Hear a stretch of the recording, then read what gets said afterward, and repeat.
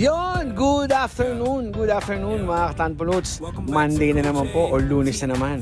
Kaya food trip na naman po kami ni Ma'am Lynn. Pero this time, andito kami sa San Rafael, corner San Joaquin Street, Mandaluyong City para kumain dito sa Chicken Inasal House. Sikat na sikat po ito sa TikTok kaya dinayo namin ni Ma'am Lynn para mag-FT. And again, nandito po yan sa San Rafael, corner San Joaquin Street, Mandaluyong City. Another must try na Chicken Inasal restaurant na mura na, masarap pa at napakabilis po ng service nila. Wala pa yatang 5 minutes kami naghintay ni Ma'am Lynn. Ando na yung magpapain namin. And as usual, pecho sa akin, paa naman kay Ma'am Lynn. Yan o, sarap, grabe. Taste test na si Ma'am Lynn, malaman natin eh.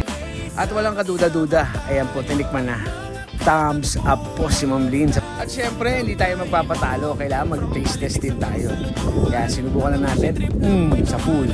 Isa pa, sa pool. Ay, napakasarap po. Highly recommended po talaga itong Chicken Inasal House dito sa Mandaluyong City.